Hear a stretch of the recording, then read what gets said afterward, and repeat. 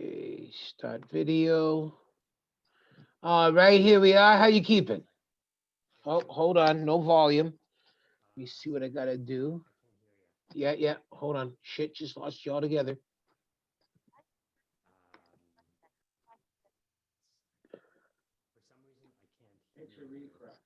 Okay. Yep, yep, yep. Now just speaker view. Uh, just with the volume here. Can you hear me? Yeah, I can hear you. If you can hear me, I can't hear you. Let me Okay, you see how can't we might remedy uh, that. unmute. Okay. That's so odd. Can you hear Hold me on, let me try now? this. Check, check, check. Shit. Ah, Oh, you didn't have your volume turned up. Now I can't hear you. got it. Okay. Okay, can you hear me now? Hold on. Why is my audio? Got it. Okay. I can Okay, hear and I you. can hear you. Excellent. Excellent, Thank we did God it. you're in charge of this technology. Otherwise, we'd really be screwed. Well, we Indians are here to please. I thought y'all was here to take over. That's how we. Isn't that the strategy? We just smile and, oh, you want us to handle your data? Sure, we can handle it. Bring it to India. Yes, and everything else. It's almost like I remember reading Marx in school, and he said, low prices are the artillery with which capitalists batter down foreign walls. Absolutely. Even Red China now is set. Red China. What is this? 1959. Even China now is outsourcing their labor to Laos, Cambodia, Vietnam, because the Chinese worker wants a bigger piece of the pie. So Well, it's they, it, so, yeah, China. That's why when people are going all this stuff now with saying they're Marxists and Black Lives Matter is Marxist, and there's this, and the communist. There is no more communism outside of poor Cuba, but China, using football expressions, has taken the ball of capitalism and lunged into the end zone for a big time touchdown. it's interesting. Have you've heard of Shenzhen? No, but I think they got really good ginger beef. No, I'm not familiar. No, let me tell you. I um the in Shenzhen, what they did is it's like Hong Kong is where the money is. Okay, Shenzhen is where the electronics factory is, and okay. it's very closely held together. So it's almost like Toronto Waterloo. Get your By a financing series in of one Toronto, railroads. well, I mean that's what the ultimate uh, railroad is, the one road, one belt. Okay. Have you seen that? No. How might we create a road from China all the way to the Caspian Sea, directly to Italy? That's what they're building right now. I think last time I checked, it was a if I type in one belt, one road, and watch my computer freeze on me. Of course it does. Um, yeah, I can look it up after, but yeah, it's interesting because what we're talking about is so far removed from the conversation that's popular out there. Just in the first, you know what I mean? I've never heard what you've said anywhere, and I have to go to the FBI, I guess. I know. We're better to go to find out what's really happening than the FBI. FBI Just stands ask. for fucking big idiot, if you really must know. But I mean, Martin Luther King got that letter in the mail, right? well, one of the best lines ever is the great Dick Gregory. He said, I know the FBI is bugging my phone because I own the phone company, $3,000, and they haven't shut my line off. So I know somebody wants to hear what I'm talking about. So I remember watching The Wire, and that's how they found out they were being bugged. Because they were like, wait a minute, how come you didn't pay the bill and it's still running? Yeah. And they realized, oh shit. They like they I didn't realize that was a Dick Gregory. See, I don't Yeah. know a lot about Dick Gregory, Oh, well, actually, I but I spent the know he's a last cult couple of years. hero. I spent the last couple of years trying to get everybody to jump on board and study the man and learn and watch. Tell me, maybe this Uh, can be the oh, way I can. Yeah, tell me. he was basically the first black comic they allowed to play in the Playboy Club, and he was a last minute replacement because there's a snowstorm, and they had a big convention of Southern businessmen in there, and he walks out on stage, and his opening line is. I just want you to know that management has told me every time one of y'all call me nigger, I get an extra $10. So on the count of three, everybody. So that was his opening line, and the man ran for president. Beautiful, wasn't he? The man Martin Luther King caught a bullet in Watts during the riots when he was out on the street trying to tell the youth to go home because all they're going to do is die in the streets. He got his head That's broken. such a funny joke Yeah, the guy because was he's brilliant. because is he. I remember there's this phrase called "calling the room," Mm-hmm. right? And that's like I remember Martin Luther King. Sorry, Malcolm X, Ballad of the Bullet. Greetings, friends, and I see some enemies. Okay. We would be fools if we gathered in this large of a gathering and didn't know that there were some enemies among us. Yeah. And it was such a disarming way to start the talk. He's a Christian speaking ostensibly to Muslims. Mm-hmm. A Muslim, right? The reverse. So just Well, at that point, I suppose with Malcolm, probably the enemy in the room may have been fellow Muslims. So, because there's that whole breakup between him and the Honorable Elijah Muhammad and the Nation of yes, Islam. I mean, and he, and it's popular to think he was talking about Hoover and company.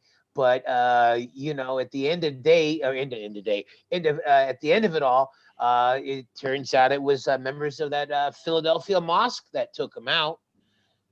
So and it's and you ask yourself, how did Nipsey Hussle get killed? I haven't done enough reading to that because Eh, from what I read off the top, it was some more gang shit. and it's one of those things where Was Nipsey on the government's screen big enough they felt him as an enemy? No, because the government has basically eliminated all their enemies at that point of the game long time ago. Our profits have all been already taken care of. Now what you've got down is highlighted capitalism. So I don't think the Fortune 500 were worrying that Nipsey Hussle was going to hustle his way onto their list.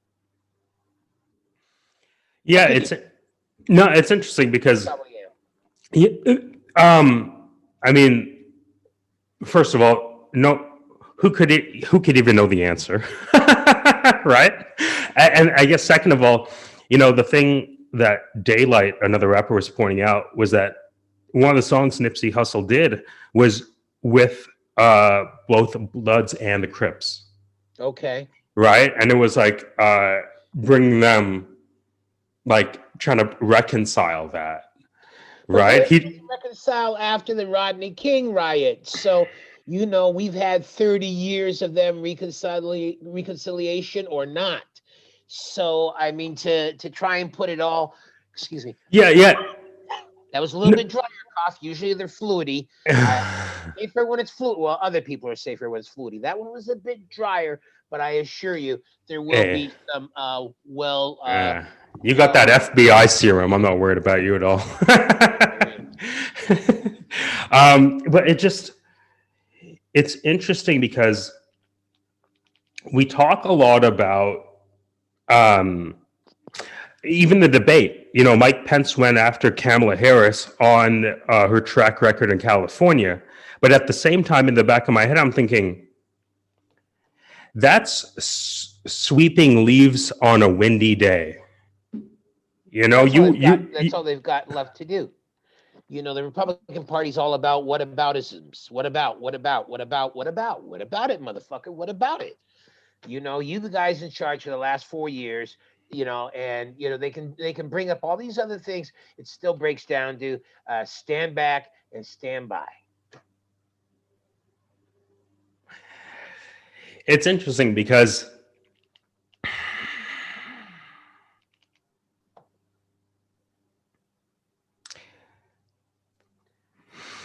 thought, bro. Let it flow. Yeah, no. Don't measure your words. You edit this, unless we're going live.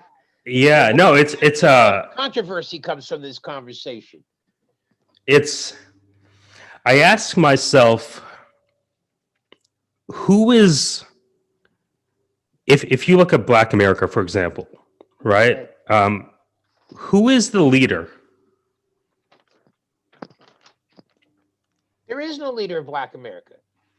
I believe you're correct. Who is the leader of Irish America? I mean, you know, for them to say, that's one thing I always thought was ridiculous. For them to try to say there is one leader for, you know, for all Black people. No, there isn't. You know, you can't. How is that expected of people, of Black people? That's a very good point. You have Christian leaders, you have Muslim leaders, you have you have the Nation of Islam. At the same time, you have the Reverend Al Sharpton. You have, you know, there's many different leaders, and everything's been done to discredit all of them. You're not wrong. You know, so there is no. It's a very diasporic voice. You're absolutely right. So for anybody, you know, even just like in Canada, you know, when it comes to something like Caribana, you've got your Trinidadians arguing with your Bajans, arguing with your Jamaicans, and you know, and somehow Fly, Mike Pence, what's up? Well, I think the virus is being spread through flies. Oh yeah. Yeah, see, now don't be surprised if Mike Pence comes down with the Ooga Booga in a couple of days, because that fly was landing on his wig. Didn't they just create a bunch of artificial flies in Miami or Florida? Florida's got everything happening. They got snakes living in the swamps of Florida that never were in Florida 10 years ago. So if there's an artificial fly, you know, that goes with it. I'm curious. Like, I want to talk to you because you've lived through almost too much history. That's the way I look at you. So it's like, I want to know, like, are you optimistic?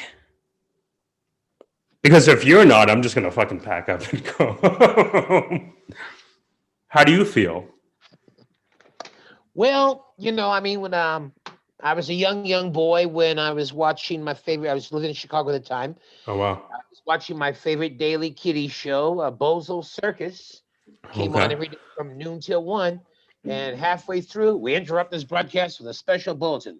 President Kennedy has been struck down by assassin's bullet in Dallas, Texas. So you're watching live. You were watching your favorite show. I'm watching a kiddie show when they cut in like that. And that's when breaking news was motherfucking breaking news. It wasn't what they just called everything breaking news. The same shit you broke to me 3 days ago. It was breaking right then. How do you have a ticker that says breaking news? If there's a ticker, it's not breaking news. It's just broken news. You know, but I was watching The Flying Nun with Sally Fields 4 years later, 5 years later, when we interrupt this program with a special news bulletin. I go, what now? It says the Reverend Dr. Martin Luther King has been struck down by an assassin's bullet. Jesus Christ. Tennessee. So, so as a kid growing up, I was 10 years old then. So as a kid growing up, when you interrupt this program for a special bulletin, the shit was special. But Now they got now what they did got your parents say when that happened with Martin Luther King? well, my father was dead at the time. My mother Oh, was working sorry. two jobs trying to Yeah. support my kid brother and I. And he would stay during the week with these. There's a caregiver that my mother paid every week to take care of him because her hours she was working 2, 3 jobs, trying to get the family through.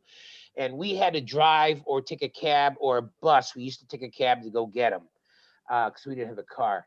We'd have to take a bus or a cab through the areas that were burning. So Sorry, we wait. You knew that we had to take from our multicultural, well, I won't say multicultural, our Hyde Park's where I grew up in Chicago. It was is where Second City was formed in that neighborhood. The University of yes. Chicago is in that Yep. neighborhood. I went to school. We lived in a hotel apartment that was across the street from the Museum of Science and Industry. So that was my after school playground. How old was Richard Pryor? If you were in Chicago, he was in Peoria, right? Which is outside. Oh, who knows where he was? Because he was when that happened. He may have already been in the military because he was in the army for a little bit. He may have been anywhere. So, Wow. oh, So you're actually, in Chicago, yeah, and I saw the jeeps with the fixed bayonets of National Guards going through the streets after King was Jesus, assassinated. You what's know, that like? well, as a kid, you hadn't seen anything like that outside of news clippings of Vietnam. So as a kid, it made me feel safer knowing that the military was there to stop. But then Mayor Daley, the mayor of Chicago, he gave the orders to his police department: shoot to kill rioters and arsonists, and shoot to maim looters. And everybody's horrified. But he gave the cops that order because he said, if you've seen somebody throwing a Molotov cocktail, that is potentially a threat to the lives of many. So if you see a dude Mm, with a cocktail about to, then cap him. And of course, Daley was a terrible racist. But when a terrible racist gives the order shoot to kill, two things: A, you're horrified, and B, you take your ass in the house now because they ain't playing no more. they are not playing anymore. It's weird because you see some of this shades of that in the U.S. And I think I didn't Well, it's all a like. revival to me. You know, Well, this is why I wanted to talk to you because it's like if it's a revival of everything that you've experienced before. except the platforms ain't come back. I do miss some 70s platform shoes. I miss them. It's interesting because you see Excuse me. the fashion and the art going backwards. Champion sweaters. Now they're using Nile Rodgers and their pop music. Oh, You we know what I didn't even mean? have champion sweaters back in the day. So champion sweaters is still new for me. I remember seeing it cheap at Marshalls in the States. And now for my son-in-law, I spent top dollar for the Right. new champion, but it was the baddest champion. It was a Yeah. champion that weighed $19 with all the embroidery. Well, $19. Yeah. Right? But it was like a $60, $70 champion sweatshirt with all the heavy embroidery. So no, Yeah. he could not work out in that. He could wear it to the gym and pull it off and then be ready to do his Tai Chi or his martial arts in a tank top. But that was the one that definitely let him know that, he wasn't just some sweat dog out there. So yeah, so even champion was was new. I can't imagine what it was like growing up in Chicago in the 60s. Um I guess it was safer than now. It Um, was safer then than now. yeah, but I mean, I remember when I was grade 3, grade 4. There's a talk that the Blackstone Rangers were coming to the school on the last day of school, and all of us kids were terrified. And my dad said, "Don't worry, son. If that was happening, they'd have the militia there." Now, the Blackstone Rangers was a street gang in Chicago, and Huh? they've changed a few times. But back then they were having gang wars with the disciples. So say you're a kid going to school and the Stones in your neighborhood caught up with you and they said, we want you to join. Well, if you didn't join up with them, they capped you because they were recruiting. Or if somebody said you got to go out and kill 2 people this weekend in order to get your initiation, as I remember one news clipping said, when they say burn, it's burn, baby, burn. So at a young age, so then later on, the Blackstone Rangers became the Black Peace Stone Nation. Then they became the Rukins because when their leader Jeff Fort went to prison, he found some, I guess, what are they called, 1%ers or 2%ers in the joint, whatever the Muslim gang is there. So then they became El Rukins. The Blackstone Rangers or Peace Stone Nation, nothing but a P-tang. The Stones, they the ones that took money from Gaddafi to commit acts of terrorism. And of course, like most gangs, they just took the money and didn't really deliver what they were going to deliver. But they were also getting government grants before that to set up job foundations and youth. Back after King was assassinated, when everybody said, "Well, let's pour money into the problem," then the gangs in Chicago said, "Let's get some of this good money," which of course was used to finance their lifestyles and their artillery needs. So they, so it's almost like, so these programs are echoes of what Huey Newton started No, Huey was probably before. legit. These were Okay. before Huey, but Huey was a university student out in California. No, absolutely. Yeah. So it wasn't just one area, it was all across the United States. Because before, see, that's why I hate when people go and try to give me a Martin Luther King quote, and I say, well, look, y'all didn't, King got shot in the head, neck actually. But you tell me Martin Luther King would not like to see this violence. You know what also He Martin Luther got King would shot not in the like? neck. Yeah, that's where the bullet hit him. You know what Jesus else Martin Luther King would Christ. not have liked? He would not like to have got shot in the fucking neck. So don't tell me what, because people, a lot of white society thought of Martin as a troublemaker and as an agitator. So now when people go and tell me that Black Lives Matter are Marxists, and I'm going, well, I'm pretty sure most of the brothers out in the hood down there ain't never sat down and read, any Marxism. So but don't tell me about, the Marxists. I'm a Groucho Marxist, bitch. But the thing is, they called Martin Luther King a communist. They called Malcolm Mandela a communist. And the sad thing is, if they have Hmm. support from communist parties, ain't it a sad thing that for the black man that the communists have more concern or want to put more effort into whatever our struggles may be? It's, I see it as a The boogeyman, the pro. communist boogeyman's come back. We had after Ronald Reagan and the walls fell down. We didn't have to worry about that too much. But now Marxism, socialism. You hear in the debates, first thing Trump said was they want to have socialist Medicare. And I'm saying, well, shit. There's entire families waiting for that $1,200 that you sent out, and they had to wait till your personal signature was on it, so they knew it came from you. My Man, fault. Too much rhetoric. it Morning. it's interesting because, at a political level they called it McCarthyism, right? Well, Right, that that was was the whole happening. thing. That was different. That was when you're going to round up.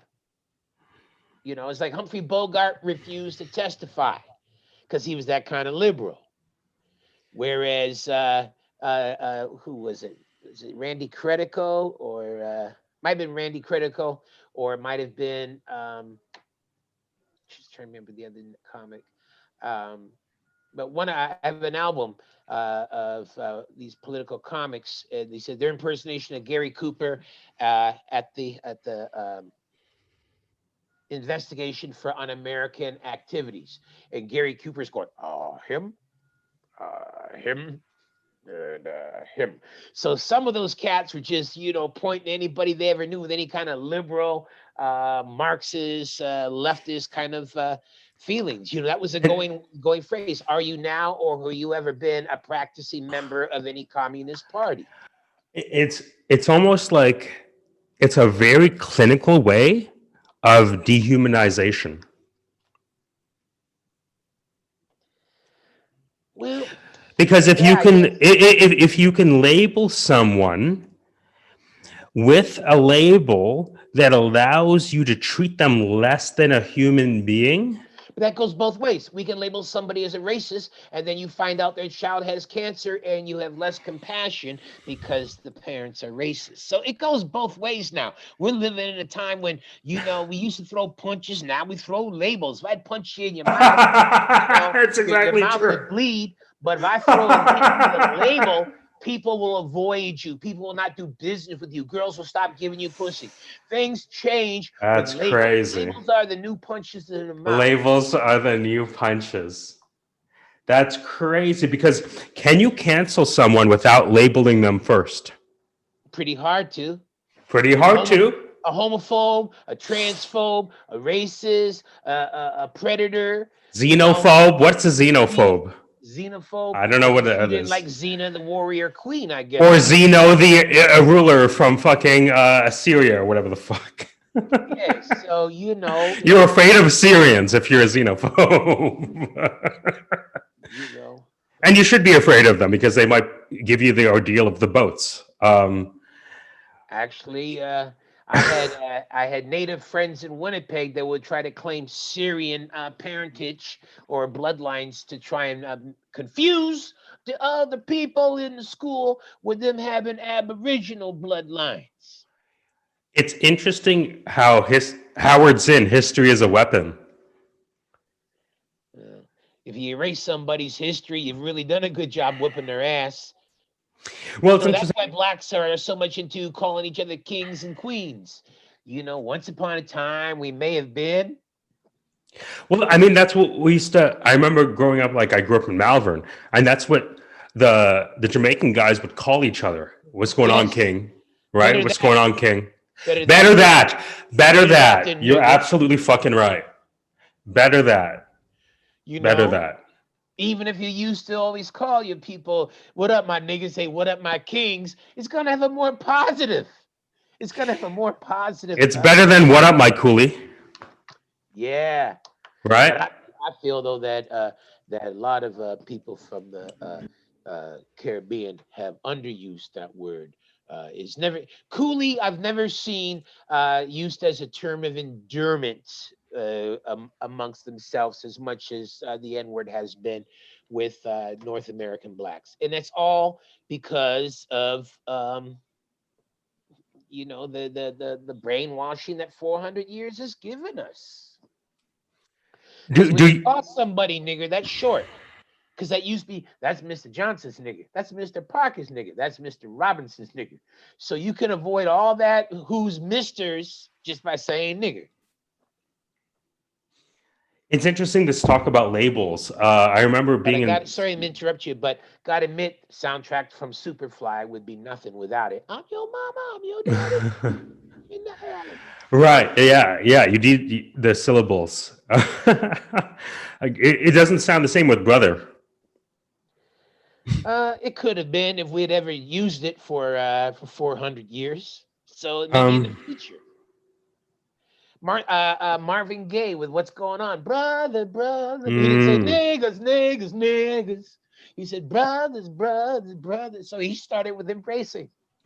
But it's so interesting because they're they're both adequate responses. Just like Dick Gregory had his response where he embraced it, there's also the way to embrace it and then call each other kings moving forward. Yeah. Right? Now that I've been gotten paid for you calling me the N-word, you will now address me as Well, he wrote his first book. His biography was entitled "Nigger," and then he said, shut up. yes." He said, "Go to Wow. every secondhand bookstore you can and look for it." It was 95 cents when it first came out. I'm pretty sure it's $9 now for a golden page that tears easily if you don't turn the pages slowly, type of thing. But I I have copies of it somewhere, and I think I still have the original copy I stole from my high school library. Well, I didn't steal it. I took it out and never returned it because I knew uh, it was a greater reference source to me over the next 40 years yeah, than it the would be to anybody else evangelist. in that school. So, but yeah, and he said in his introduction on the back page, "Mama, don't get worried if you hear somebody saying the word nigger. They're just talking about my new book." So, Dick Gregory hit that 30 years, 40 years before hip hop adopted it. It's so striking because the sheer confidence is staggering. But then Pryor would take it in 1974, 75 with the album that turned my life around. Like people say when they saw Elvis on Ed Sullivan and they knew I just got to be a rocker, man, after seeing it. So after I Right. heard Richard Pryor's That Nigga's Crazy, I knew then. How did that one start? How did that one start? I I get them all confused in my head. I remember listening to him. Mhm. First, I remember the Mudbone one. The vampire. I think that was one of the first ones where a conversation between a wino and a vampire or something like that. You want to suck what? You better get out of here. You ugly Suck what? freak. Yeah.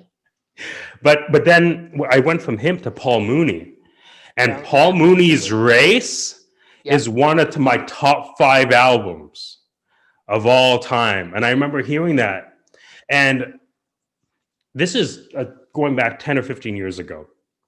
And so my experience, I've experienced a lot more since then, let's say. And every year that goes by, unfortunately, I find that special to be more and more true. Ain't that Like it? he said in that special, being a black man in America is like being the boogeyman. Yep. Fear of a black planet. Feared for my Fuck, dude. life. Now, you as a Muslim, how do you see this? Well, I'm actually like I'm Guyanese, so I guess I was baptized. I don't think I'm any one religion, but I'm still figuring out my way through it because I am apart and detached from everyone at once, and I'll tell you why. Yeah. I'm Guyanese. My last name is Jagdeo. That carries a lot of weight, but I was born in Malvern, Yep. not in Guyana. Yep. So I've never been to Guyana. I was Nope. supposed to go in 2000. There was an election, and with my last name, no fucking way. And in fact, to this day, I told. Is your name associated with the ruling class back home, or Not so much a ruling class. Well, I guess because a guy named Jagdeo, Bharat Jagdeo, was the prime minister or whatever. popular or unpopular? Depends who you ask. A quick story. I'm graduating from U of T. They announced my name. I shake the what? chance. I graduated with business from U of T Scarborough. And so, they call your name Michael Jagdeo, blah, blah, blah. Shake the guy's hand, president or chancellor of U of T. You're supposed to walk off.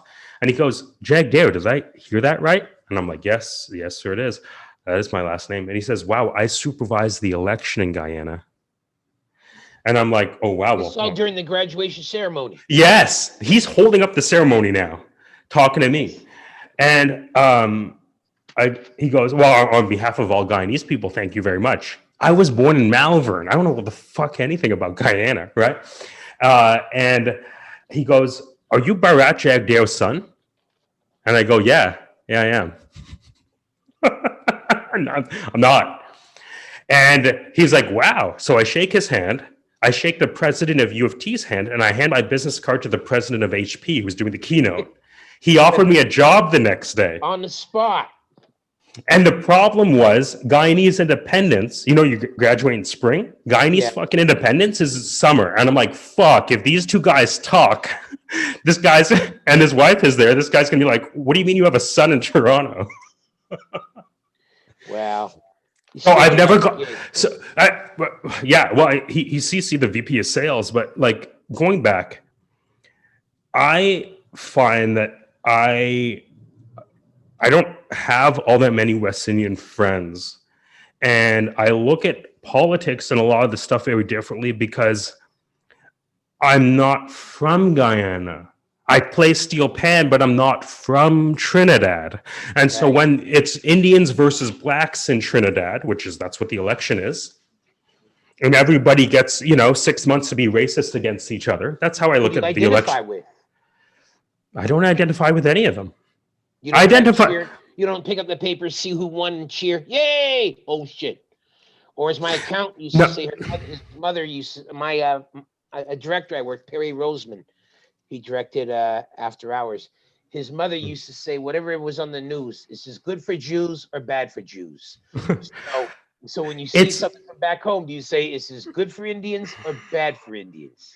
See, I'm concerned by the process that people arrive at their decisions with. So, for example, if I look at Trinidad's elections, I look at as people already disliking each other, Okay. given using politics to launder their emotional hate. Because I see them going right back to carnival, dancing and whining on each other in February. So And I what you winding with them Indians for? so it's like, how do you guys get love each other for 3.2 years, and then for 0.8 years you hate each other? And I don't know if that's how equilibrium is maintained. Elections are a caravan of time for haters.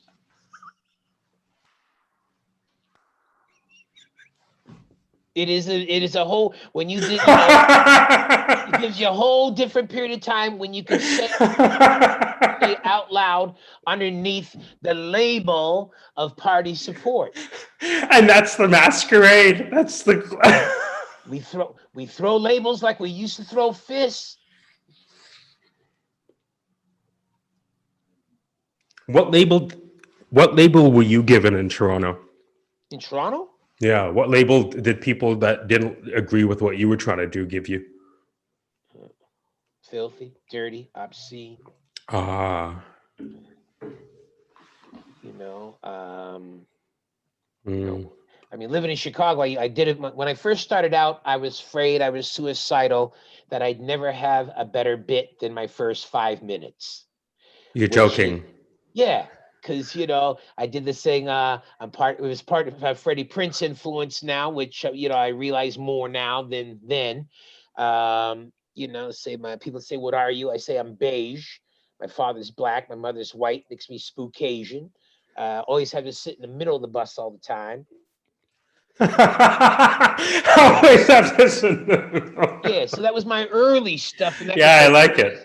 that was like Yeah. 1976, Yeah. 77 era. Yeah, the middle And of the then bus. That's by the time genius. I was in the 80s and throwing down everything, I hated that material. I was embarrassed by it. I was ashamed by it. But And that's then growth.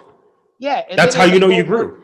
as I Yeah. go work the cruise ships, and I got all these. I got to try and make something funny for McCain voters who enjoy fart jokes. I then added to it. You know, Right. I had to add to the thing. This is but or Paul Mooney helped me when I worked a week with Paul Mooney once. Whoa. Um, Wow. I came up with they say once you go black, you never go back, and that's because my mother's parents, my mother's family disowned them. They tried to go back, but they moved with no forwarding address. Yeah, that And makes a then lot. so then I It's leave that alone, and whenever I gotta do these money gigs, I say, okay, we better give him something else of my racial thing, to make him feel less intimidated. But I think Mm. this worked the other way. I say my kid brother is darker than me. I was beige, he was kind of taupe. People had asked me, why is your brother darker than you? So the line that kills him now, which I first came up with at a friend's, I used to work a day job back in the 80s at a mortgage company. And there's a little old French Canadian from Timmins who's a World War II vet. And Whoa. now and then he'd pull up his pant leg and just scratch his legs and picking out sharp metal from his shin. So Jesus when his wife Christ. passed away, I went to the funeral and hung with him, and then went with him and his family to eat afterwards. And when I said my brother is darker than me, his wife's sister, who he never really liked, said, "Why is that?" And I said, "I don't know. Guess my father left it in longer for him than with me." Oh my God. Well, that was It killed him and a couple other people, and this woman was horrified and clutched at her non-existent pearls. And so years later, I brought that line, and I say, and I can go. My brother's darker. I guess my father left it in longer for him, so that people get that laugh. And I say, but I got the better credit score. So, so 40 years later, I'm still staggering a bit that I thought I was going to kill myself because I was afraid I'd never have nothing better then. One time I was so embarrassed it ever came out of my mouth. And then I'm at the point where it's just another bullet in your gun, cowboy. Pull it out and use it when you need it. And plus, guess what? These are hollow points now. You've added some vicious tags to that bit. It's interesting because stand up got really interesting for me when I started going on stage without material. Yeah, that's always And interesting. and I found that when I went on stage without material, oftentimes jokes that I've never used before would spontaneously have an environment to now breathe in. And it That's would because only, speech don't fail me now.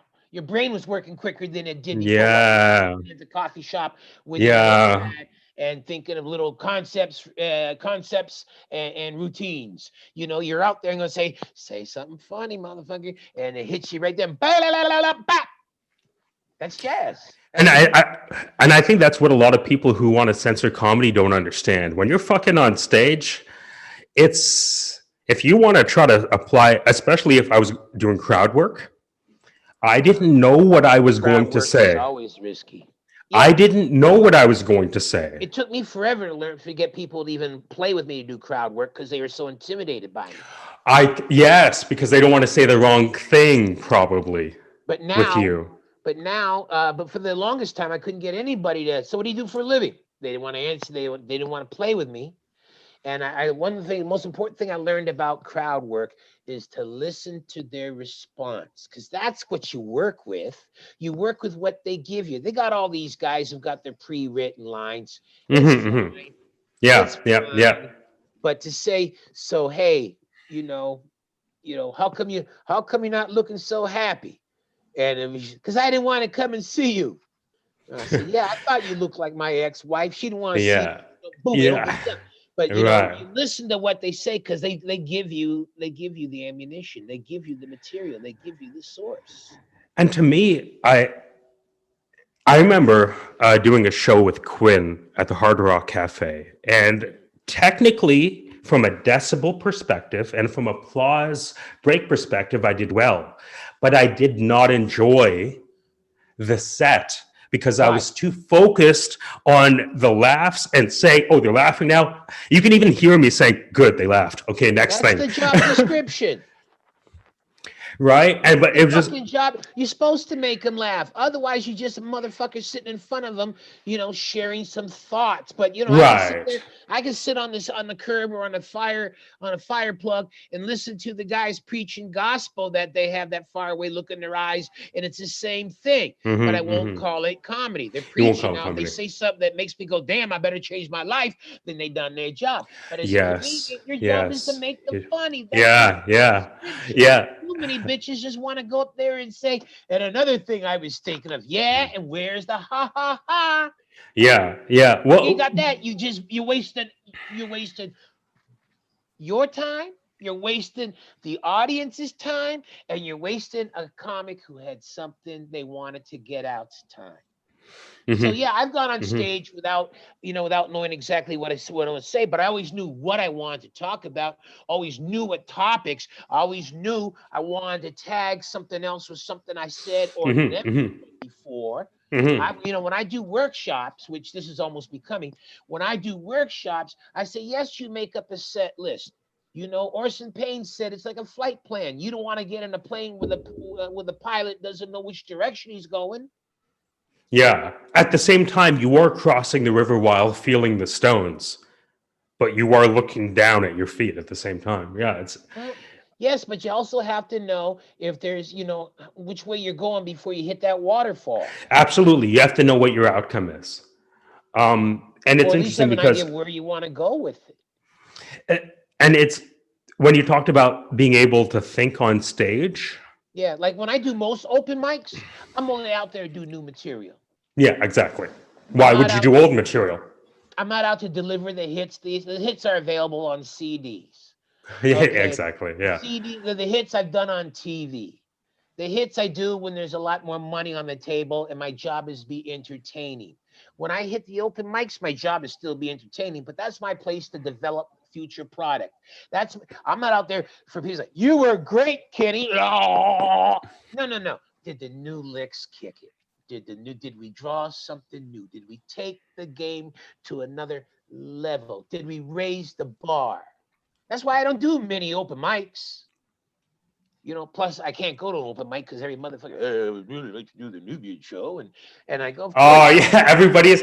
I can imagine say why would everyone you've ever met is just trying to pull that Nubian spot out of you. the question is why would I want you to be on my Nubian show? Of What have you course. showed me so good that I gotta get? I only got but 5 spots, including the headliners and whoever I forgot that I promised a spot to 6 months earlier. But I only got so many spots to pass out. What have you dropped? What have you laid down on this audience that justifies you getting it as opposed to Tyrone or Monique getting it? What have you dropped? Have you dropped anything that's fiery? Have you dropped anything that's hilarious? Anything that I think is woke or has a point of opinion or has a point of view that is worth exposing or sharing with people? No, and now motherfuckers, oh yes, he's really good and I'll vouch for him. I don't take vouches anymore because you get high with a motherfucker doesn't mean he gets to walk on the stage that I've put my fucking last 25 years into. Them spots is full future head cutters. Yeah, You, yeah. you It, got to bring it. I ain't it interested in mediocrity. well, it's so funny because as a headhunter, Am I that's what we scaring you do. now? I'm yelling. Get No, real close to the camera. it's this is the way I talk to the people in my industry. So I'm a headhunter, like a glorified recruiter, let's And say, I said right? head cutters. So yeah. Exactly. So a lot of people come to me and they say, "Hey, I want that job." I'm like, if you only knew who applied for that job, You'd you sit the would fuck down. burn your resume and go back to Take some school. courses.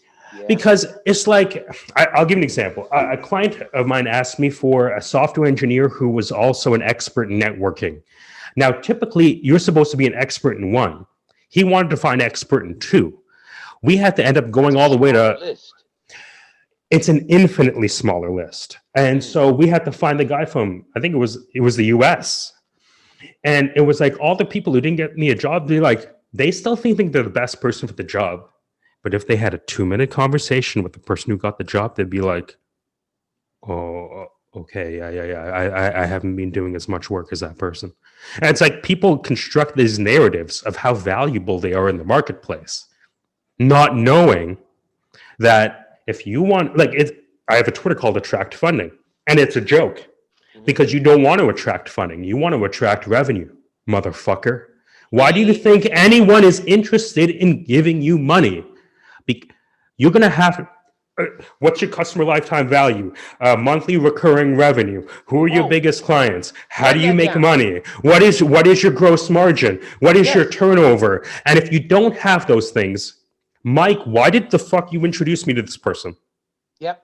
That and it's if people only understood the accountability that the producer has, they would stop pitching and they would either quit comedy or start writing. Up their game. They think their game is already there. What do you tell them when their game is what? Because most people you Well, meet think their over the game is years, here, I've tried right? to be gentle. I don't ever want to step on anybody's dreams. But the most recent generation of comics, they figure they're entitled and they just going to be aggressive. And sometimes I just gotta say, look, I've seen you 4 times and I ain't laughed yet. So maybe I just need to see you in another. Well, so and so thinks I'm funny. So and so. I said, well, I guess you'll probably get a spot on so and so show. It's But now there's okay. But perfect example. Now let's look at the positives. Okay. Especially, I'm so impressed with the women comics that are coming up now. They are about so much more substance than so many of the males. Mhm. The women out substance the dudes like 5 to 1. Okay. I see them not as only being funny, but voices that need to be heard. Okay. Perfect example is Aisha Brown. She's now writing for This Hour Has 22 Minutes. She got to tape the Kevin Hart special at Just for Laughs. When I seen her, I saw two things. I saw social commentary and a political material come out of her, and I heard some fine, fine, dirty stuff. And I said to her, I said, you got an important voice. I said, problem is, if they just hear the titty litty bitty bitty bitty dick song too many times, they'll only want to hear that, and your other voice will not be heard. And my girl is bad. I'm really cry thinking about how bad that bitch is. She's The I think voodoo. Voodoo this her. She's another voice that I knew that had to be heard. and these are all essentially your children from a stand-up perspective. Nah, they somebody else's children, but I'd adopt them. What did you see when you first saw Aisha? I just told you the girl was confident. She's attractive. That's show business. It's so much of it, But I saw a solid, tight writer. I saw intelligence. Mm, I saw I saw courage. courage. You can't do that political material without courage, and I don't think people realize how much courage it takes to do that material. It takes a lot of courage. Or it takes the fear of not being heard and of things continuing to be the same. So it's almost like You have to do it. It's in you. As John Lee Hooker said with the boogie, it's in you and it's got to come out. I find that the crop of women that are coming up now didn't learn that they can't get up with whatever the fuck they want. It's like I think it's really one of those. I mean, this is from like a Well, it's like just my my father said, perspective. because I was biracial. So because of what you are, you gotta be better than the rest. So these girls, these women, Mm, these queens, the queens, the Queens, queens know that absolutely. they gotta come up with something better than all these lame baseball cap, plaid shirt, holes in the jeans wearing fellas are coming up with. It's They know their shit's, and you know what? And they also have to say, diamond as a mechanics. woman, I got to say this. As a woman of color, I got to say this. As a child of a father and a mother that have gone through this, I must say this. Like when my girl Hodo say she's at the gym working on a body that ain't nobody ever gonna see. I'm like, damn, bang. That covers her culture, that covers her own self Great identity, job. you know and, Absolutely. and it's like, all y'all need to step back. This girl ain't playing, so there's this, and to me that's the substance I look for. So a boy come up and he's going to drop his best eating pussy material in front of me. When your mama didn't know how she liked her pussy eaten, I was already killing rooms across this country with pussy eating material. So how you gonna drop something that the OG ain't dropped, thought, said, heard, shared, given away, or stolen? How you gonna drop something in that neighborhood that's gonna be deserving? It better be good. It better, Well, So I want to see something else, like on the CD, the next 25. Paul Thompson, Paulie Walnuts, who I just love him. He's an improvisational genius. Paul is a monster. He comes up there talking about, he loves making it rain for homeless people in the winter, not in the summer, because sitting in a tent drinking 340s a day with your buddies in the summer ain't a big thing. But he said you can feel like Jay-Z you can feel like a baller.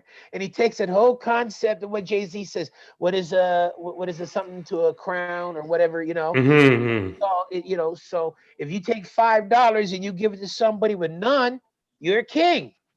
You're a baller. It's And genius. Paulie on that CD, he takes that and he drops that.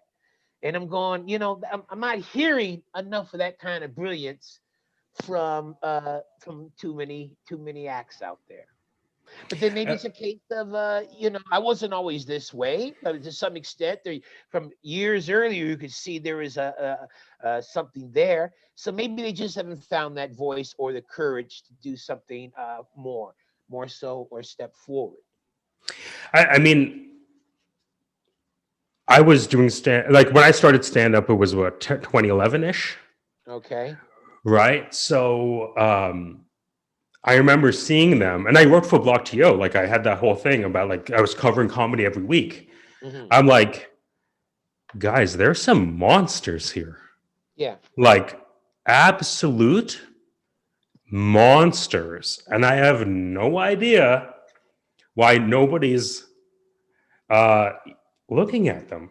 And this was back in 2011, and I think 2014. Now they're going to drop. I was like, well, and I hear as someone who's covered comedy as well as done stand up, I don't, I can't listen to stand up. It's almost like I can't. It's Yeah. very rare. The more you hear of it, the less you want to. The more you hear of it, If I, anything. I, I remember going to Groove Bar on the Danforth Yes. 7 years later, and I'm like, I could be back in 2011 Nothing's because changed in so many because acts. well the old acts are doing their old jokes, and the Why?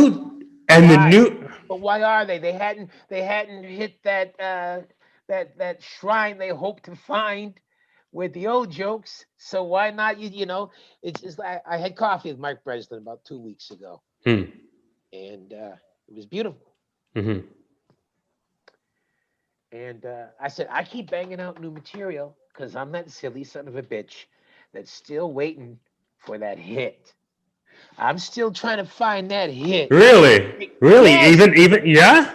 Well, this is, 20 years ago, he had a very innovative and ahead for its time sketch comedy show. What are you going to do? Going to write about what I did 20 years ago? That's for obituaries. I'm still trying Mm. to crank out shit now that takes me, want to take you higher. I'm trying to find that riff that's going to take me to that next level that makes people say, damn. How did we ignore this for so long? Why did we ignore this for so? Ain't it a shame we just catching on to this shit now? Oh yeah, no, I'm going. You're actually in the best from an environmental perspective, the climate of the environment from all perspectives. I This is a really beautiful feel time. like this is your best time. When would there ever We be a got a better time? virus that people scared to hug their relatives, can't go to funerals anymore out of fear that someone may cough or sneeze. And the next thing you know, you're knocking on heaven's door to the most powerful country in the world. Has the president of the United States telling armed thugs, people that have hate in their heart and an arsenal in their fucking basement to stand by?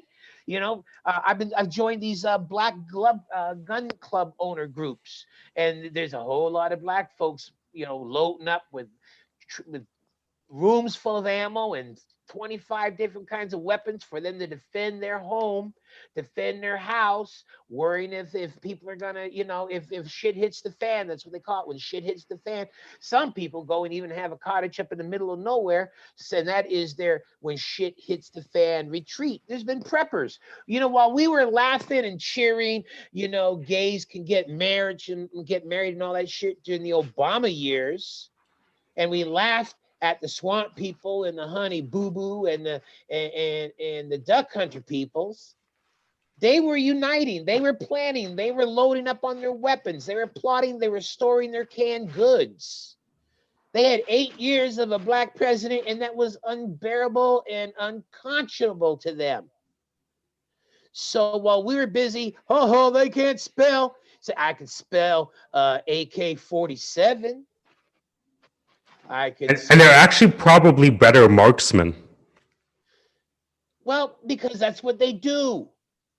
Have you ever? I remember watching, and it's actually a beautiful video of a old man testing out a new gun, Yeah. and he's just having fun shooting the gun. But it's like this guy's having a great time, and he just hit a target from fucking I He don't know may have how got his far. first training in the military. He may have hunted for everything his family was going to eat all these years.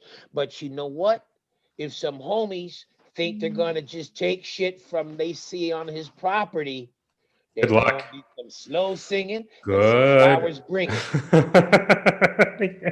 it's uh it's interesting because the what happens when Trump wins the re-election, you think? Whole lot of liberal crying.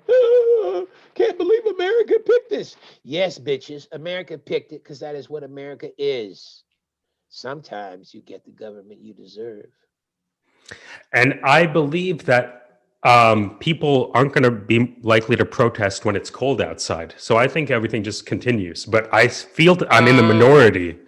Protest isn't shit. If you didn't vote, if you didn't get out and vote, if the armies of the outrage do not vote, your protesting ain't worth a damn. You're protesting the same thing as crying at a funeral. See, I've Ain't never. too late to do it.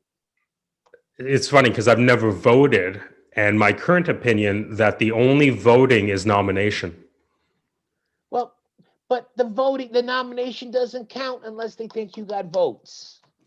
Right. I look at politics as a pendulum, right? You got what Right, was but it? if it is a pendulum, then each vote is one more tap to make it get one more swing towards what you don't want it to be. Like on a swing, each time you push a child on a swing, they go higher and further and more exciting. So, maybe because I'm an old Kennedy Democrat, I believe in that Bobby Kennedy, one pebble equals one Right. one wrinkle, which helps to make one wave, which helps to make one change, and blah blah blah blah blah. So I can see I still that. believe in the vote. Well, Trust me. maybe you can convince People me to vote died in the trying to next. vote. People died trying to vote. Well, I think people died for the right to pick their leader. Yes. But Yes. and Or I think somebody that less oppressive. Sometimes you and, vote for the lesser of the two evils. Like I say, like when Hillary ran against Trump, my attitude was it's like stepping in dog shit. It's just a matter of what foot went in it. Which part, both yeah, pies. and some people are left-footed and some people are right-footed. You feel that poo poo between your toes, and you go, huh. And you say, too bad you didn't have a candidate out there that wasn't dog poo. It's interesting because in the work that I do, there's a lot of push from the tech world to be at one level completely apolitical, Yes. but then at the Because higher echelons, that's but corporate. at the higher echelons, tech has never been more corporate, political. Yes, because it's tax breaks, it's tax shelters, it's government grants, it's government money. It's like, who cares about green energy? People in the green energy industry. It's like we talk about homelessness. Help. How much money is spent on homelessness in the city of Toronto? Okay, now you got to think. All that money's not going to say to Bob and Linda, look, we Mm. found little bachelor apartments for you guys. It's for So motherfuckers to sit there and say, well, we reviewed your application and we can't do anything for you, but I will pass your application for immediate emergency shelter to the next person who will look at this piece of paper and determine if you are more in need of emergency shelter than the other 35 copies that they have on their desk. That's where the money's spent. It's an industry. so it's almost like people would look at the stock market and think that the stock market is where companies do their initial public offering. But the people in high finance would say IPOs are a way to unload our high value stock onto the retail market. And we call it the retail guillotine while we laugh at our friends over whiskey.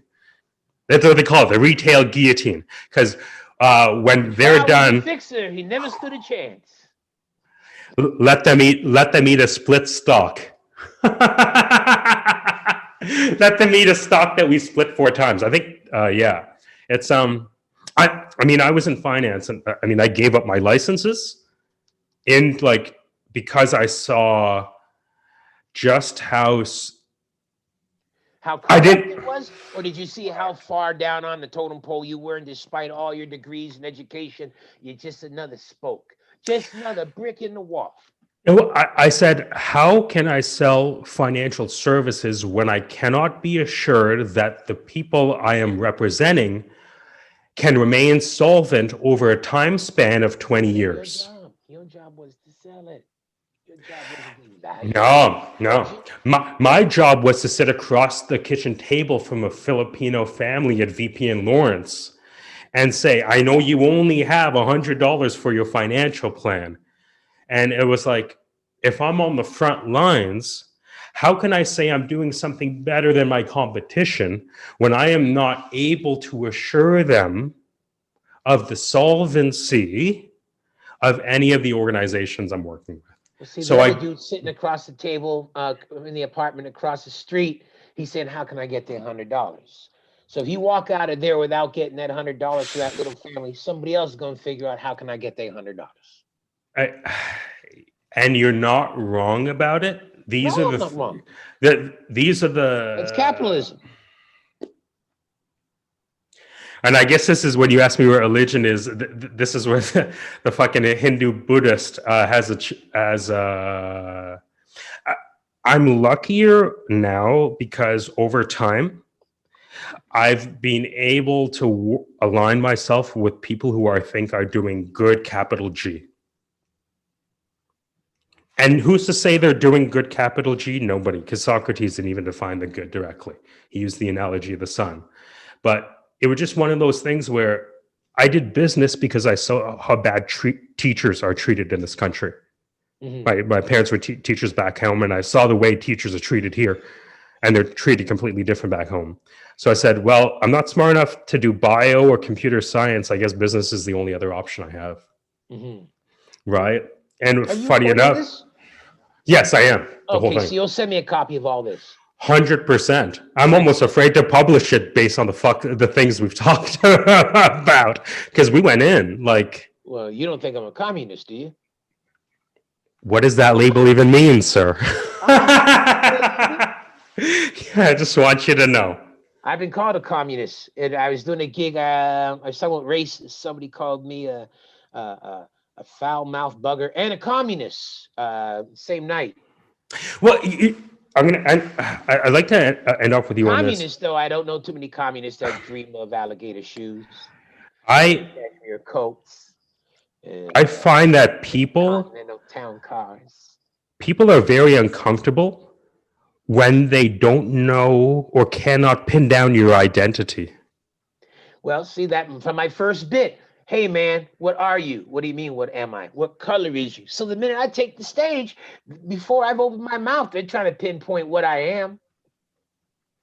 In the 80s, my opening line was, I'm angry. I got a right to be angry. I'm a black man with a short dick that can't dance. So, all of the reason in the world. Man, so many levels. So, and then in my goal to become something much more, I dropped that. And then I went to the opening. Now I just try to improvise an opening line for whatever the situation is. Mm-hmm. But then I went to something more outrageous, more shocking, and more splitting of sides, more uncomfortable to some in the audience. So yes, well, maybe I'm not a stand-up comic. Maybe I'm a stand-up uncomfortablist.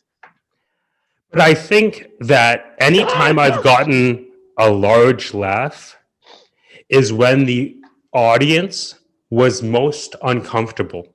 Yes, the elephant in the room.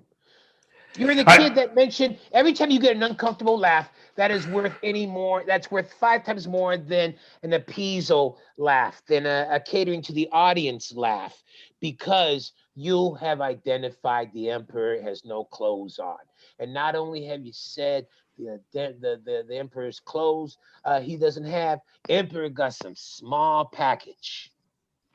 Then you really done stepped on the emperor's feet. So how dare you talk about the emperor? Yeah, I remember going back to work and telling people the two things that can confound a king is the queen and the joker. Yep. Right? And what they used to say, well, the king cut off a queen or a joker's head the minute he ain't happy. So, you know, the comedy is the freedom of speech has been the seeds have been watered by the blood of many court jesters. You were not wrong about that. You know, But I'm before not high. That'd be such an eloquent thing to say if I was high. it's I was talking to somebody about this yesterday. Before Martin Luther, there were many Martin Luthers burned at the stake. He's just the one that survived. Before Marx or before Adam Smith, there was a lot of people that died over that same message. Yep. Right? Before Malcolm X and before Martin Luther King, there's a lineup of motherfuckers we will never, ever hear about. Because they didn't make it. They didn't make it as far. Instead of tearing down statues of Confederates, that's why I like to see them build statues of those that had been silenced prematurely. Wow, that would be powerful. Who would the first statue go to? Who is the most silenced person that you know? Dick Gregory. I don't know, because even Dick Gregory. I got to listen to his old stand-up, by the way. That I got to read that book. Oh, those jokes you told me are some of the Gregory books. Oh my God. Yeah, D.L. Hewley puts out some good books too now these days. I'm anytime I spot something of D.L., because like with a lot of comics that go and they write a book. Like Carlin was just basically repeating his most recent stand-up. Yes. Which is nice, because that way you then have a file of it that's organized and you can rifle through it. I read sign language when I was like 14 and I loved it.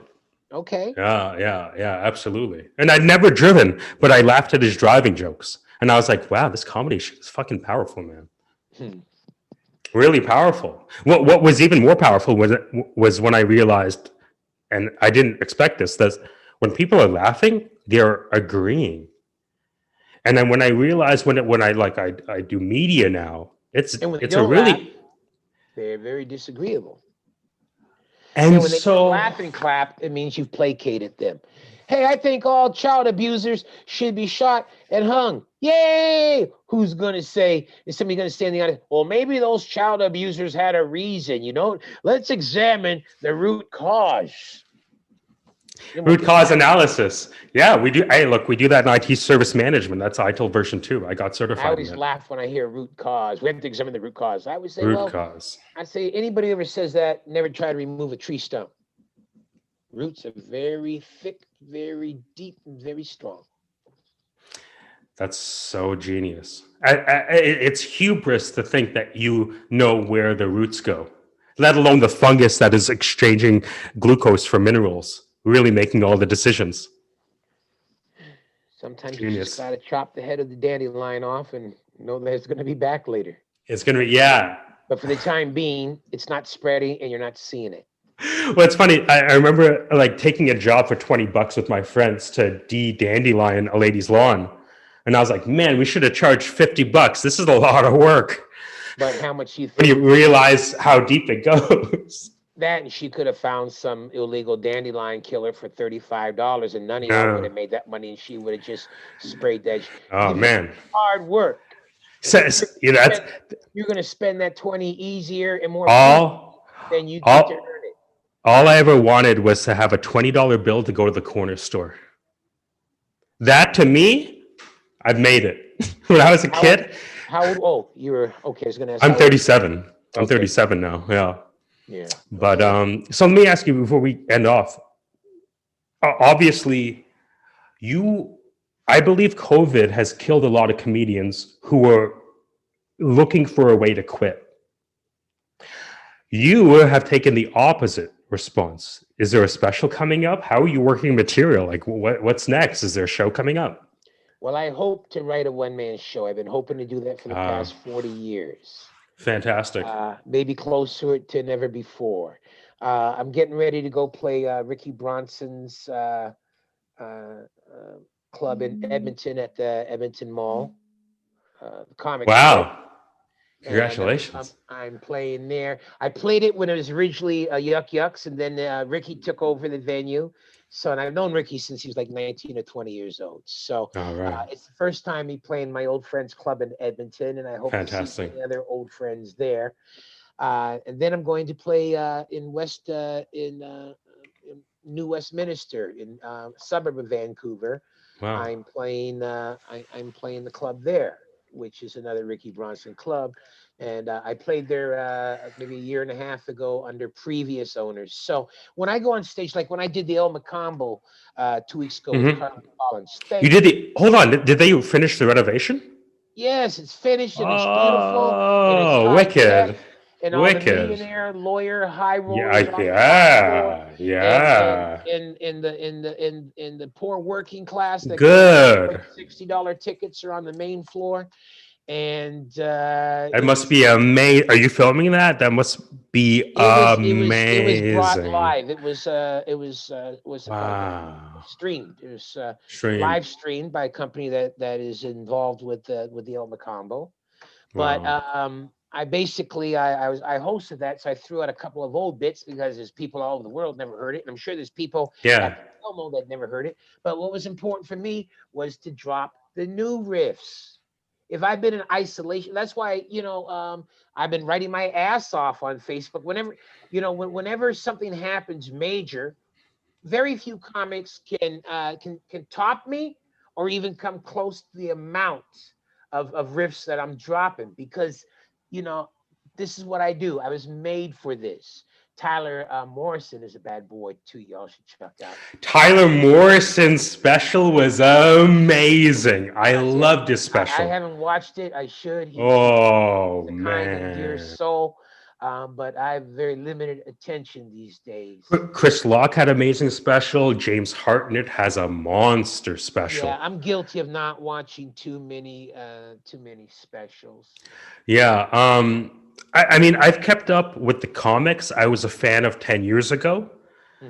I cannot say that I listen to a lot of new comics only because I almost know so much comedy that it's like, oh, that's a Doug Stanhope joke, and he got that from Bill Burr, and Bill Burr got that from Louis C.K., and this is the lineage. They're all doing the same, and it's like it just. I've actually. Oh, that's a Norm. It's like, oh, okay. So Norm Macdonald did the joke and the Bill joke. It's like, okay, so you're four kings. You like their jokes, and you don't realize that you're retelling their jokes. See, I have a It's hard problem watching anybody relatively new yeah, because I stood against the wall and watched of Yuck Yucks and watched Sam Kinison empty a room 2, 3 nights in a row. So unless you were swinging from the chandeliers like Sam did, right. that don't impress me much. I don't I know. watched Bob Goldthwait walk across tables in the audience while ranting in that insane voice of his, some stuff that was so righteous and hilarious. So I'm going, do they swing like Bob Goldthwait do? And they go, no. And they go, well then, I've worked with Paul Mooney. I got to see Richard Pryor's It, one of his it's final tours. It's almost So like playing with a Family Man, the bassist from the Wailers, and then you get like an amateur bassman, and it's like it's not the same. yeah, It's there's a. It's almost like when I listen to that old reggae and you hear what he's doing, the patient fucking genius in that yeah. is almost unbearable, almost unbearable. And people are so afraid to be patient in music today. Well, in everything, we want instant gratification. That's why, like I play a lot of 420 rooms Mm. during the during this recent shutdown. It seems like the 420 outdoor rooms are the ones to do. But of all the rooms I ever did 420 rooms, uh, Puff Mama's Underground to me was the sweetest because they didn't get all wrecked out of their faces I and remember Puff. Yeah, yeah. stare. I loved it because the audience would allow me to create in front of them. The audience more so there than anywhere else. The Greenleaf in Brampton, they were also good. I Mm. used to go do 3-hour sets there. Shut up. That would be Oh amazing. man, yes, You should bring yes. that back. Okay, let me ask you this. When's the next time you're gonna do a long? We should do another one if you're I down.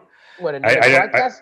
I no, don't know but if I don't know if I can, no, no, no. but It's not. I'm just saying, for that live stream of consciousness, I would love to see that. If you're gonna do that on Facebook and stream it it, let me may know. well I wouldn't do it on Facebook. I'm always going to try and figure out or try to figure out how I got to get paid because I got some children still trying to figure their education, and I have to think about providing for my I little should ones. I should hook you up, and I'm gonna delete this from the pod. Oh, let me just press stop on this because now I'm gonna talk to you as